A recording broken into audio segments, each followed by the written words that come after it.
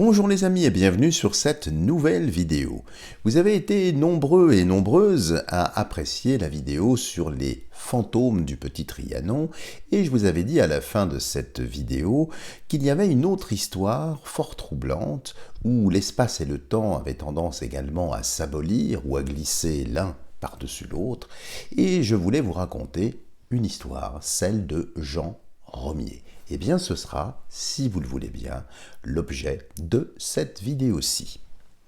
J'ai intitulé cette vidéo « L'étrange concert de Jean Romier ». Paris, juin 1925. L'air était lourd de cette chaleur caractéristique des débuts d'été parisiens, où même les soirées ne parvenaient pas à apporter la fraîcheur tant espérée. Les grandes artères de la capitale bruissaient encore de l'effervescence de l'après-guerre, cette période folle où la ville semblait vouloir rattraper les années perdues dans les tranchées. Les années folles battaient leur plein, transformant Paris en une fête perpétuelle. Jean Romier, étudiant en troisième année de médecine à la Sorbonne, traversait la place de l'Odéon d'un pas pressé.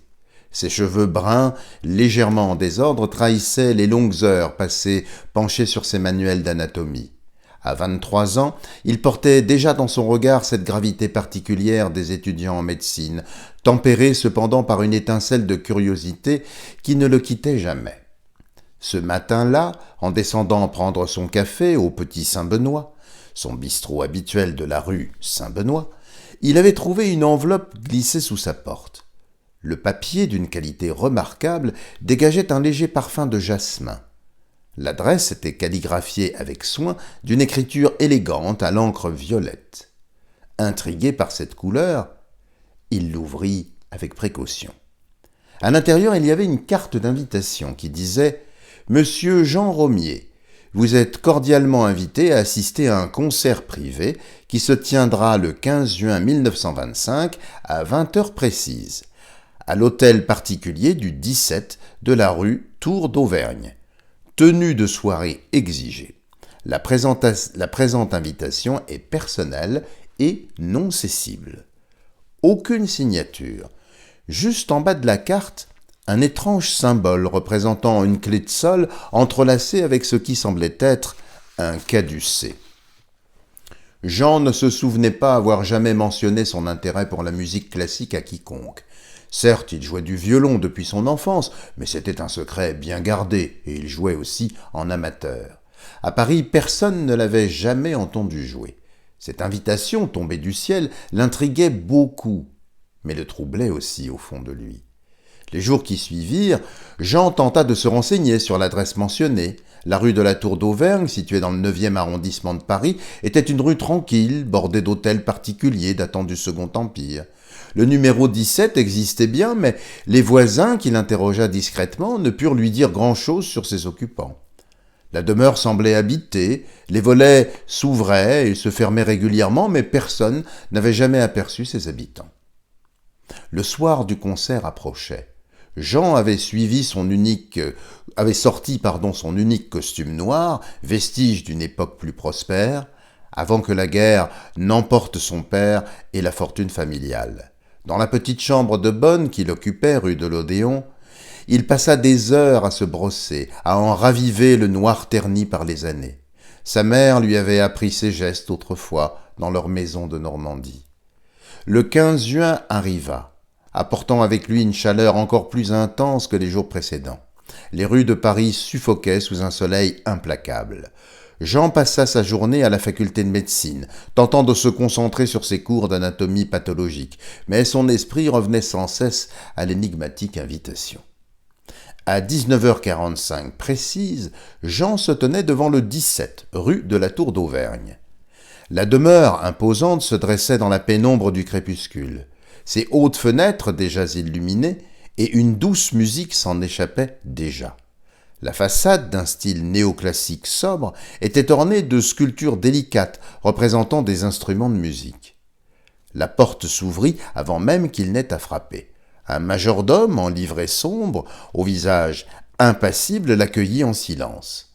Sans un mot, il examina l'invitation, hocha imperceptiblement la tête et s'effaça pour le laisser entrer. Le hall d'entrée était impressionnant.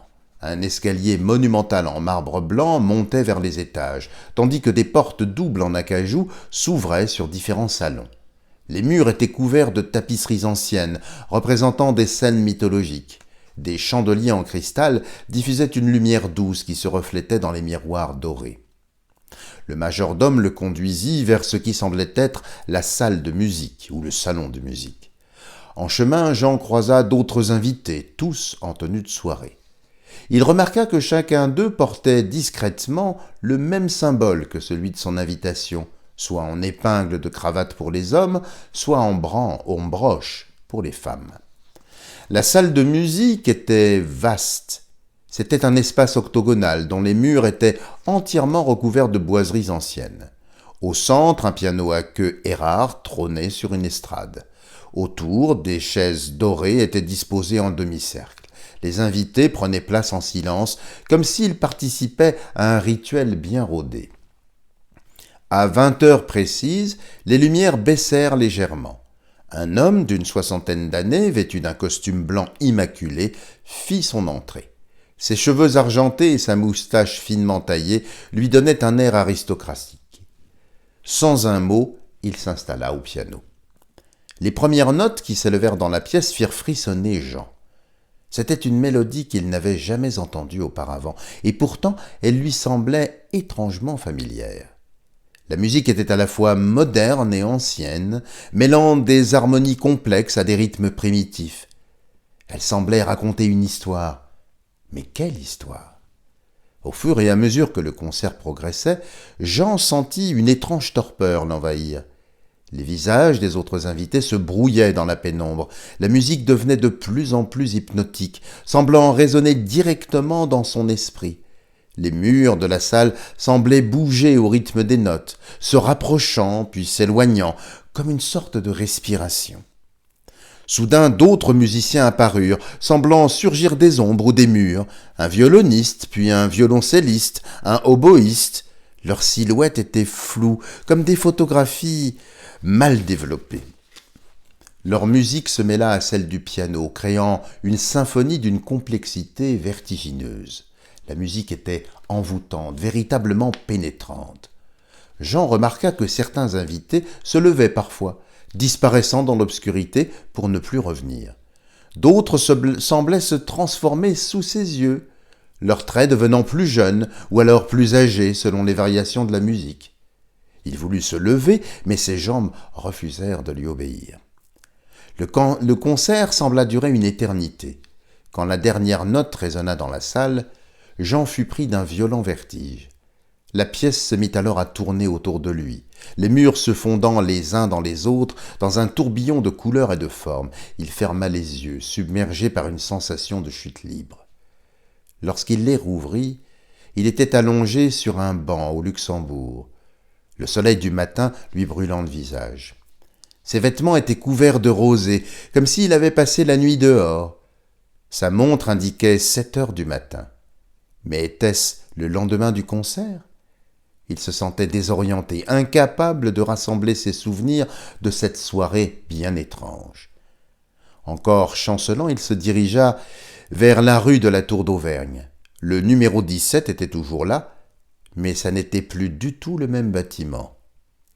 À la place de l'hôtel particulier majestueux se dressait un immeuble moderne, manifestement construit dans les années récentes. Le concierge qui l'interrogea affirma que l'immeuble était là depuis 1920 et qu'il n'avait jamais entendu parler d'un hôtel particulier à cet endroit. Les jours suivants, Jean tenta désespérément de comprendre ce qui s'était passé. Il retourna à son appartement pour découvrir que l'invitation avait aussi disparu. Même son costume noir semblait différent, comme s'il n'avait jamais été porté. Il se rendit alors à la préfecture de police pour signaler les événements étranges dont il avait été témoin. L'inspecteur qui recueillit sa déposition, un certain Marcel Durand, l'écouta avec une attention inhabituelle. À sa grande surprise, ça n'était pas la première fois que la police entendait parler d'un tel concert. « Monsieur Romier, dit l'inspecteur en consultant un épais dossier, votre témoignage rejoint une série d'événements similaires survenus dans Paris depuis la fin de la guerre. Nous avons recensé 12 cas de personnes ayant assisté à des concerts mystérieux, comme vous, toujours dans des lieux qui semblent ne pas exister. L'enquête révéla des détails troublants.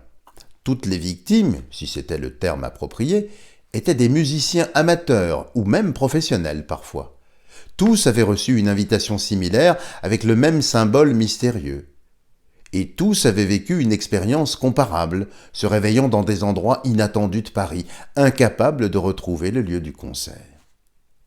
La police mobilisa des ressources importantes pour élucider cette affaire. Des recherches dans les archives municipales ne révélèrent aucune trace de l'hôtel particulier décrit par Jean Romier. Cependant, des documents datant du Second Empire mentionnaient l'existence d'une société musicale secrète, qui s'appelait les Harmonistes de l'Aube, dont le symbole ressemblait étrangement à celui sur l'invitation. Les experts en histoire de la musique, consultés par la police, établirent des parallèles troublants avec d'anciennes légendes parisiennes.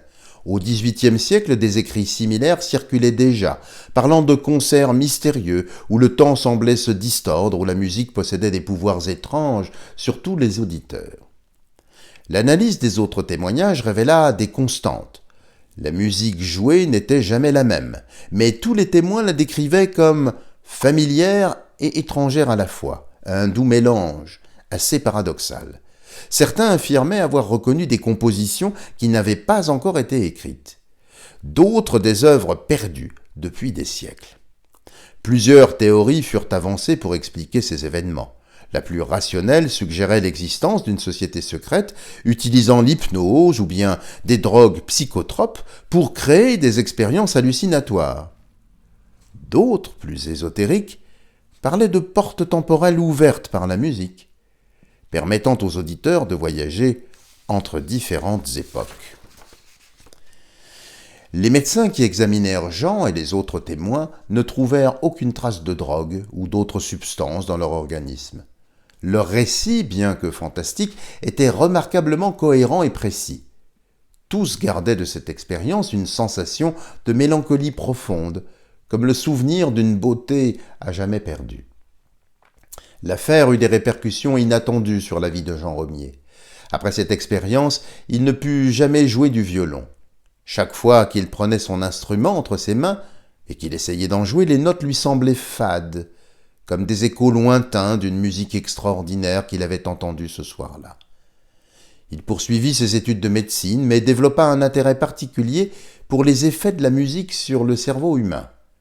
Ses recherches dans ce domaine le menèrent à publier plusieurs articles scientifiques qui firent référence à l'époque, même si jamais il ne mentionna publiquement sa propre expérience par peur du ridicule, qui à l'époque tuait.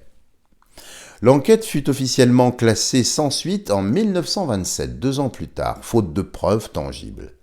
Les concerts mystérieux cessèrent aussi brusquement qu'ils avaient commencé.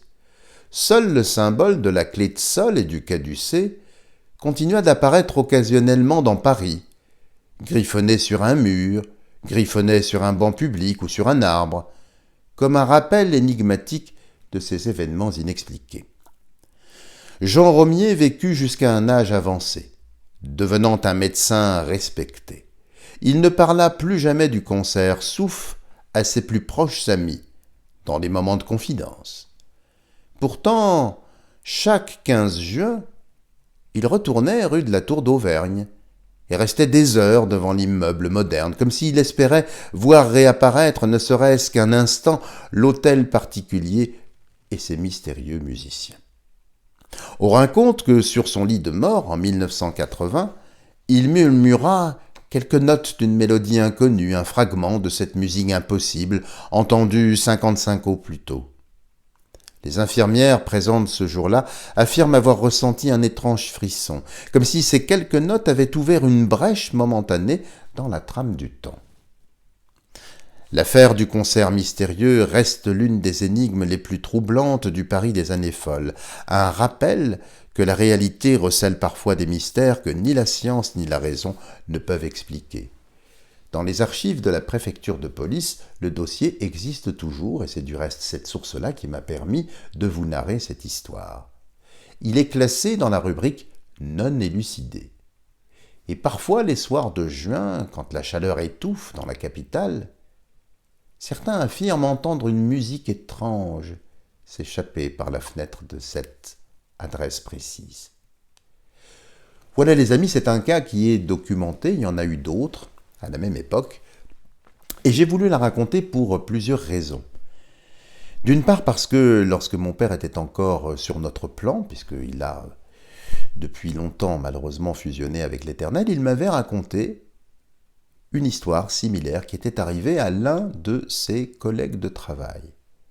Alors comme il avait une grande ouverture d'esprit, et que son collègue aussi, ils avaient échangé, et mon père m'avait raconté une histoire qui était assez similaire. Alors là, ce n'était pas un concert, c'était une invitation à un banquet somptueux, en plein Paris. Alors pas du tout dans le même arrondissement, je ne sais plus quel était l'arrondissement parce que j'étais très jeune à l'époque, mais son collègue a été invité de la même façon. Il a reçu un Bristol, comme on disait à l'époque, vous savez, très très joli, très très texturé, avec un jour, une adresse.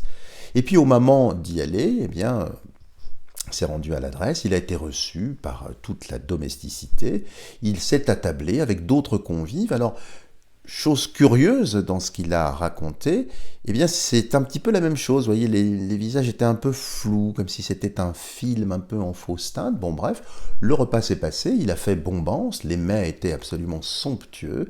Il y avait du gibier, des faisans, il y avait des carafes de cristal, les vins étaient extraordinairement bons, etc. Et les discussions, c'est ça qui avait été très très surprenant, les discussions ne concernaient absolument pas l'actualité du moment, concernaient la Révolution française. Alors personne n'était emperruqué, sauf les domestiques, c'est ce dont je me rappelle. Bon, enfin bref, je vous livre cette petite histoire pour vous dire que ce sont des événements qui continuent, semble-t-il, d'arriver. Alors, quant à cette mystérieuse confrérie des musiciens de l'Aube, j'ai un petit peu investigué de mon côté, vous me connaissez un petit peu, bien évidemment. Alors, chose surprenante, je n'ai rien trouvé qui soit véritablement patent, ou dont je puisse évidemment faire état ici devant vous. Vous n'êtes pas sans savoir qu'il a existé dans l'art des sociétés initiatiques, notamment la société angélique, des angéliques, chez les imprimeurs également. Et en peinture, il y avait la société de l'épingle. C'est du reste dans certaines toiles qui sont codifiées, quand on voit parfois une épingle particulière en argent, c'est pour indiquer à l'auditoire que le tableau est codé. Donc il faut adopter des clés de lecture qui sont soit géométriques, soit purement initiatiques. Je ne peux pas vous détailler plus que ça parce que j'ai une inculture profonde. Je suis en train du reste de me documenter sur la question. Peut-être qu'un jour, je reviendrai vers vous pour vous livrer certaines clés. Mais pour vous dire que l'art, de toute façon, et la musique en particulier, je vous rappelle que l'alchimie, c'est l'art de musique. Et qu'effectivement, avec certaines fréquences, avec certains sons, je reste persuadé, du reste, certaines personnes qui sont venues au cabinet, vous savez que je travaille avec des diapasons qui génèrent certaines notes, certaines fréquences, coordonnées d'une certaine façon, selon la suite pythagoricienne ou selon des accords de tierces, de quartes et de quintes, augmentés et diminués avec des relatifs mineurs. Bon, tout ça est très technique. Tout ça pour vous dire que ces diapasons ouvrent des portes. Et j'ai eu un nombre incalculable de personnes qui, en étant allongées sur la table avec les vibrations de ces diapasons, ont eu des fulgurances, des images, très très troublant, toujours du passé. Alors, je n'ai pas d'explication. J'observe juste que les sons, certaines fréquences, alors bien sûr, c'est peut-être l'architecture musicale, la technique musicale que j'emploie, ou les diapasons eux-mêmes, parce que je n'ai pas la prétention d'être un sachant, vous savez. Alors je suis pianiste moi-même, amateur, bien sûr. Et j'ai fréquenté le conservatoire quand j'étais jeune, comme je vous l'ai dit. J'ai eu aussi des liens avec des artistes qui étaient très connus, notamment Claude François et Éric Chardin, pour ne pas les nommer. Peu importe, ça n'a pas. Mais tout ça pour vous dire que la musique, et je l'ai constaté à plusieurs plusieurs occasions, ouvre un espace-temps particulier, les diapasons aussi. Donc je suis moyennement surpris par cette histoire qui est arrivée à Jean Romier, et je reste persuadé que la musique est un moyen d'accéder à un plan de conscience différent. Il y a la fameuse histoire également de la fréquence 432 Hz. Alors, c'est un peu une légende, alors même si effectivement j'ai certains diapasons 432 Hz, bon, il y a une légende plus ou moins urbaine là-dessus. Vous savez que certains morceaux ne sont plus enregistrés en 432 Hz, bon, il y a une autre norme, etc. Bon, c'est pas là que ça se situe. C'est, si vous voulez, sur véritablement la réceptivité musicale. Il y a des sensibilités qui arrivent à être amplifiées par certaines fréquences. Sur les séances que je fais au diapason, alors je ne peux pas le faire à distance, je ne peux le faire qu'au cabinet, il y a des personnes qui ont vu des images très très nettes. Alors je pense que ça viendrait, je ne l'affirme pas, hein, c'est juste une supputation de ma part, ça viendrait de vies antérieures ou d'une époque particulière apparentée sur leur lien familial. En tout cas, voilà les amis, j'ai trouvé cette histoire intéressante, parce que bon, étant mélomane moi-même, mon père, pour la petite histoire, avait été ouvreur à l'Opéra Comique de Paris. Donc tout le répertoire français, je l'ai entendu étant jeune, le répertoire italien aussi, bien évidemment, hein, puisque c'est à cet endroit-là qu'il y a eu d'excellentes représentations, notamment de la Tosca. Enfin, je faudrait que je vous raconte ça. Bon, bref, ça c'est des détails pour les mélomanes, ça ne vous intéressera peu, mais il y a plein de choses qui me reviennent en mémoire. Donc tout ça pour vous dire que la musique, oui, effectivement, non seulement adoucit les mœurs, mais je reste persuadé que c'est un moyen d'ouvrir des portes. Et donc, j'espère que vous avez apprécié cette histoire de Jean Romier. La semaine prochaine, eh bien, nous irons dans une autre direction, à explorer encore des choses un petit peu mystérieuses. Dites-moi en commentaire si vous aimez ce genre d'histoire, si vous voulez que j'aborde peut-être d'autres sujets. Il y a certains auditeurs qui m'ont très gentiment suggéré des éléments. Alors, je suis en train de compiler de l'information, parce que j'ai une bibliothèque assez importante, on va dire. Et il faut que je fasse des recoupements, des tris séquentiels, tout ça prend du temps aussi, donc je prends mon temps pour essayer de vous livrer des sujets qui, je le pense en tout cas, sont intéressants. Voilà les amis, j'ai encore une fois été trop bavard, mais comme apparemment il semblerait que vous appréciez cette logorée quelque peu débridée, eh bien écoutez, régalez-vous. Voilà les amis, merci de votre gentillesse, de votre fidélité, je vous embrasse et je vous dis à la semaine prochaine pour une nouvelle petite histoire.